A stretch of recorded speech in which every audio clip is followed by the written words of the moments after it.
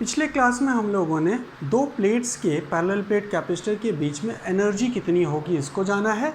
साथ में उन प्लेट्स के बीच में जो एनर्जी है, क्योंकि वो प्लेट के बीच की एनर्जी इन द वॉल्यूम है, over the volume area of plate, और साथ में सेपरेशन है, तो वॉल्यूम में स्टोर्ड है वो एनर्जी। तो हम लोगों ने एनर्जी पर यूनिट वॉल्यूम को भी कैलकुलेट किया इन terms of energy density.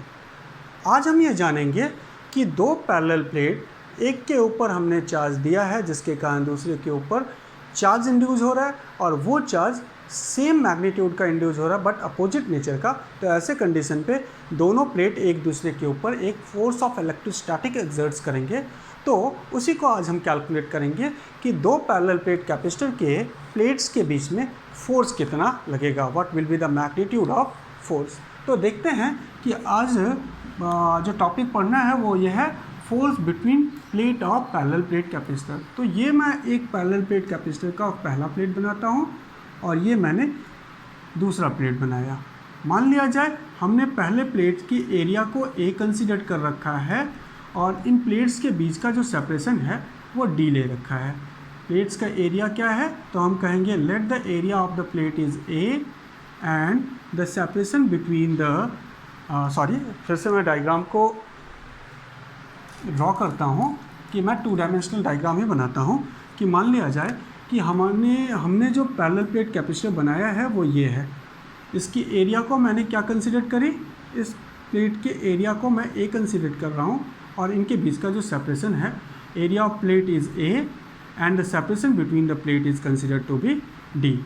It is there is no medium inside the plate. If the charge plus q is given on this plate, minus q is induced on this plate, and since it is earth, so there will be only minus q charge. अगर हम अर्थ कर दें तो और इसको charge दें तो ये हमारे पैरेलल प्लेट कैपेसिटर का अरेंजमेंट हुआ। और अगर हमें इसे सेल में रिप्रेजेंट, सर्किट में रिप्रेजेंट करना होगा तो हम क्या कर रहे हैं कि हम सिंपली इसको पॉजिटिव टर्मिनल से और इसको negative terminal of a source join कर लिया। तो ये हमारा पैरेलल प्लेट कैपेसिटर है। अब हम देखेंगे पैरेलल प्लेट कैपेसिटर जिसका एरिया ए और सेपरेशन क्या ले रखा है, डी ले रखा है, और between the plates there is no medium. So इसकी जो कैपेसिटी होगी वो कितनी होगी बच्चों, तो हम लोगों ने पढ़ रखा है if there is no medium the capacity of parallel plate capacitor is epsilon naught area upon separation. तो सेपरेशन क्या है डी और प्लेट्स का एरिया क्या है ए। साथ में हमने ये भी पढ़ रखा है कि if it is connected with the source of potential V, so it can store some energy, और उस एनर्जी की वैल्यू कितनी होगी, तो हम कहेंगे एनर्जी की वैल्यू हाफ CV² होगी। और जिसको हम लोगों ने सॉल्व किया था तो हम लोगों ने पाया था half epsilon not E² into A into D.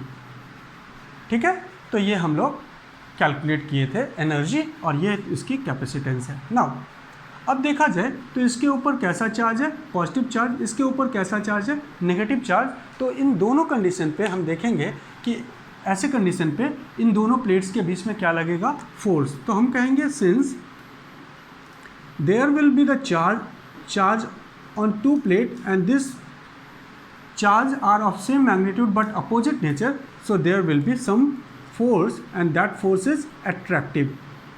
Attractive होगा या नहीं होगा, हाँ, दोनों का चार्ज क्या है, अपोजिट नेचर का। तो force attractive exerts between plate के बीच में कैसा फोर्स लगेगा, अट्रैक्टिव फोर्स लगेगा। तो अब इस फोर्स के मैग्नीट्यूड को कैलकुलेट करते हैं बच्चों। तो फोर्स के मैग्नीट्यूड अगर हमको कैलकुलेट करना है तो हम कहेंगे लेट माइनस क्यू चार्ज हमारा रखा हुआ है किसके फील्ड में, तो हम कहेंगे पॉजिटिव चार्ज के फील्ड में। तो फोर्स का बेसिक फार्मूला क्या है, तो हम कहेंगे फोर्स का बेसिक फार्मूला है Q इंटू E। तो हम क्या दें कि अगर हम सेकंड प्लेट के ऊपर फोर्स कैलकुलेट करते हैं जिस प्लेट के ऊपर माइनस Q चार्ज है, तो उस माइनस Q चार्ज और इलेक्ट्रिक फील्ड प्लेट नंबर 1 के कारण ये हो जाएगा।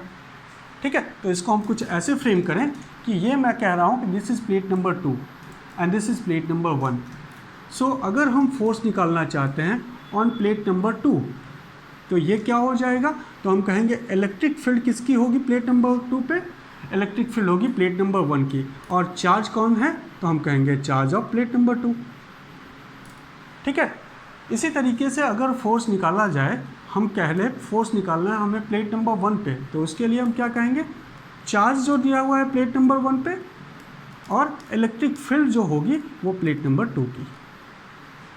तो ऐसे कंडीशन पे हम देखेंगे कि चाहे हम प्लेट नंबर फोर्स कैलकुलेट करें प्लेट नंबर 2 पे या फोर्स कैलकुलेट करें प्लेट नंबर 1 पे, दोनों का मैग्नीट्यूड सेम होगा। क्यों? क्योंकि फोर्स जो होता है electrostatic force obey third law of motion, जिसके कारण हमारे force are equal and opposite हो जाते हैं। ठीक है, नाउ अगर हम फोर्स कैलकुलेट करना चाहते हैं बच्चों, तो हम कहेंगे फोर्स का फॉर्मूला बेसिक क्या हो जाएगा, चार्ज इनटू इलेक्ट्रिक फील्ड।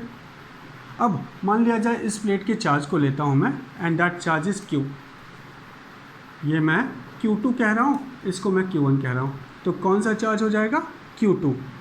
और इलेक्ट्रिक फील्ड किसकी होगी, तो पहले चार्ज की। तो पहले चार्ज की इलेक्ट्रिक फील्ड कितनी होगी, सिग्मा 1/2 एप्सिलॉन नॉट। ये हम लोग पहले से पढ़ रखे हैं कि ये चार्ज ओवर द एरिया है, सो इलेक्ट्रिक फील्ड की मैग्नीट्यूड जो होगी वो ये होगी। क्लियर है? नाउ अगर सिग्मा 1 की वैल्यू रखें तो हम क्या लिखेंगे, Q1/A। तो वैल्यू अगर सब्स्टिट्यूट करा जाए तो हम पाएंगे this will equals to Q1 Q2/2A epsilon naught. ध्यान देने वाली बात यह है बच्चों कि पैरेलल प्लेट कैपेसिटर पे जो चार्जेस होते हैं वो इक्वल मैग्नीट्यूड के होते हैं। ऐसे कंडीशन पे हम कहेंगे Q1 और Q2 क्या होगा, सेम मैग्नीट्यूड का होगा, जो फोर्स की वैल्यू आ जाएगी Q²/2A epsilon not. So the force between the two plate is equals to Q²/2A epsilon not. तो ये हम लोगों ने पहला फॉर्मूला कैलकुलेट किया फोर्स का इन terms of charge and area. ठीक है, कैसे ये फॉर्मूला आया है, क्लियर है? फोर्स हम कैलकुलेट करने के लिए इलेक्ट्रिक फील्ड और उस इलेक्ट्रिक फील्ड में जो चार्ज रखा हुआ है उसको कैलकुलेट करेंगे।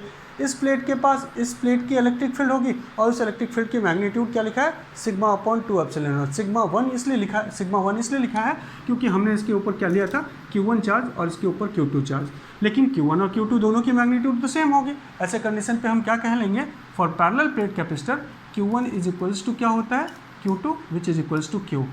Magnitude of Q1 magnitude of Q2 दोनों इक्वल होते हैं, तो इसलिए ये फॉर्मूला आ गया।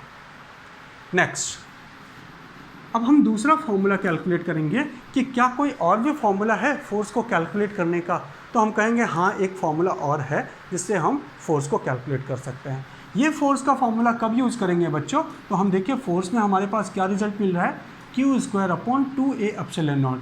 Epsilon not is a constant value, 2 is a constant value, तो हमें क्या गिवन हो, एरिया और charge on the area given हो, तो हम इस फॉर्मूले को अप्लाई कर सकते हैं। अब अगर देखें तो हमने पढ़ा है कि एनर्जी डेंसिटी,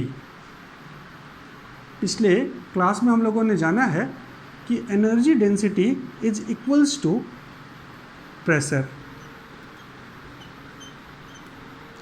और एनर्जी डेंसिटी प्रेशर के बराबर है। और एनर्जी डेंसिटी का फॉर्मूला हम लोगों ने कैलकुलेट किया था 1/2 epsilon naught E of square, and this will equals to pressure का फॉर्मूला क्या हो जाएगा, फोर्स/एरिया। ऐसे कंडीशन पे अगर हम फोर्स को यहाँ से रिडिफाइन करें तो हमारे पास फोर्स का फॉर्मूला क्या होगा, एरिया मल्टीप्लाई हो जाएगी एनर्जी डेंसिटी से, तो हमें क्या मिलेगा, 1/2 epsilon naught A into E square. तो ये जो फॉर्मूला हम लोगों ने कैलकुलेट कर रखा है फोर्स का, ये फॉर्मूला किसके टर्म्स में आया, तो हम कहेंगे एरिया और इलेक्ट्रिक फील्ड के टर्म्स में। तो एरिया एंड इलेक्ट्रिक फील्ड के टर्म्स में हम लोगों ने ये फॉर्मूला जान लिया। ठीक है, तो इस फॉर्मूले का यूज़ कब करेंगे बच्चों, तो इस फॉर्मूले का यूज़ हमें तब करना है, this is the second formula. First formula हम लोगों ने यहाँ से कैलकुलेट किया, सेकंड फॉर्मूला हम लोगों ने ये पाया कि force is equals to 1/2 epsilon naught A E square.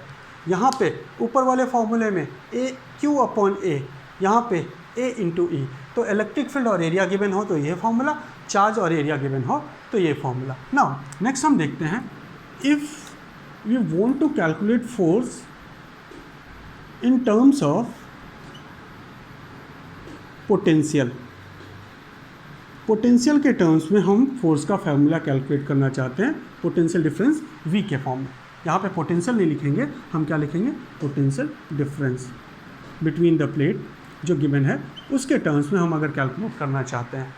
तो यहाँ पे हम इसके टर्म्स में अगर फॉर्मूला को रिडिफाइन करें तो हम कहेंगे बच्चों कि फोर्स का फॉर्मूला क्या है, तो हम फोर्स का फॉर्मूला अभी कैलकुलेट किए हैं 1/2 एप्सिलॉन नॉट ए ई स्क्वायर, 1/2 एप्सिलॉन नॉट ए ई स्क्वायर। और इलेक्ट्रिक फील्ड का रिलेशन पोटेंशियल से होता है क्या, तो हम कहेंगे हाँ होता है, तो हम कहेंगे since E is equals to V by D.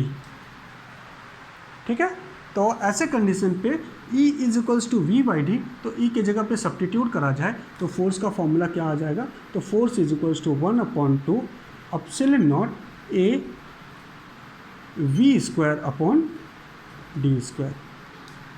तो ये हमारे पास थर्ड फॉर्मूला आ जाएगा किसके टर्म्स में, तो हम लोगों ने यहाँ पे जो फॉर्मूला कैलकुलेट किया है वो इन terms of potential difference calculate किया है, तो इसको मैं यहाँ नोट कर रहा हूँ। तो in terms of potential difference force is equals to 1/2 epsilon naught A V square upon D square, ये आ रहा है। ठीक है, इसको क्या मैं इरेज कर दूँ, हाँ।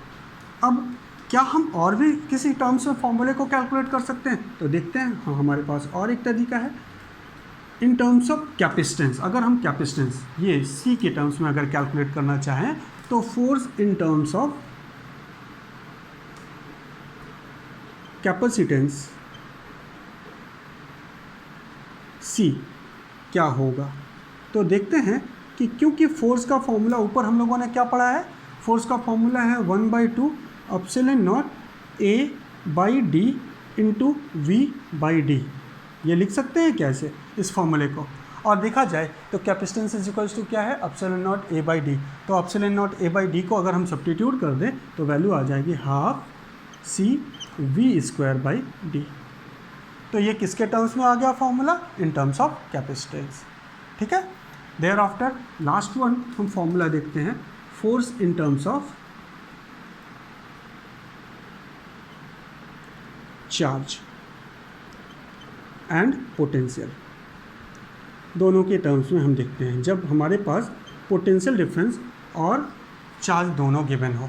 तो यहाँ से देखा जाए बच्चों, तो हमने अभी जो फोर्स का फॉर्मूला निकाला है वो क्या है, half C V square by D.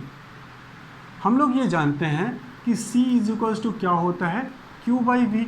तो C V is equals to क्या हो जाएगा, तो Q। तो अगर हम सी वी को Q पुट कर ले तो हम इसको ये लिख सकते हैं क्या, 1/2 C V into V by D, और ये सी वी क्या हो जाएगा, दिस विल इक्वल्स टू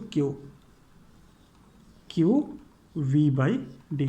और अगर हम Q ये रख सकते हैं कोई प्रॉब्लम, तो हमने इसे रख लिया Q वी बाई डी। तो ओवरऑल फॉर्मूला हमारे पास जो कैलकुलेशन ये पोटेंशियल के टर्म्स में,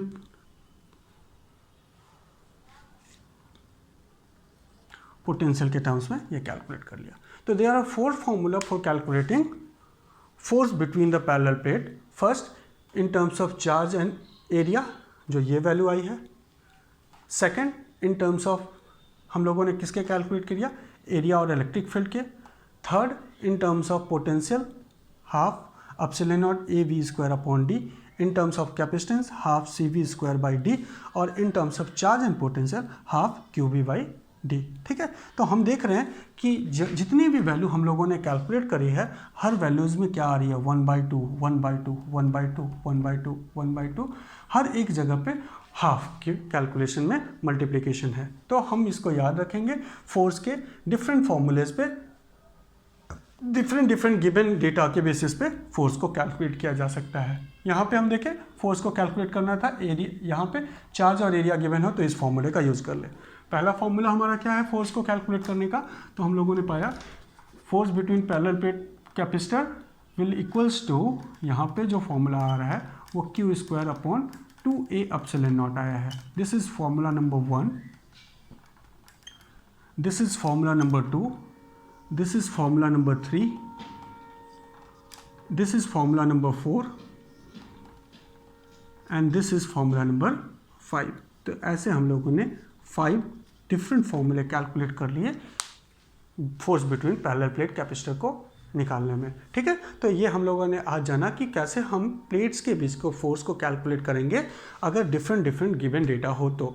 अब नेक्स्ट क्लास में हम लोग पढ़ेंगे कि अगर एक कैपेसिटर को दूसरे कैपेसिटर से हम कांटेक्ट में ले आ देते हैं और दोनों कैपेसिटर की कैपेसिटी डिफरेंट हो और वो दोनों के दोनों कैपेसिटर अलग अलग मैग्नीट्यूड के चार्ज स्टोर करके रखे हैं, तो चार्ज का ट्रांसफ़र होगा तो कितना चार्ज का ट्रांसफ़र होगा, तो इसको हम लोग पढ़ेंगे sharing of charge in next lecture. ठीक है, तो आज मैं इस टॉपिक को यहीं पे क्लोज करता हूँ। Thank you.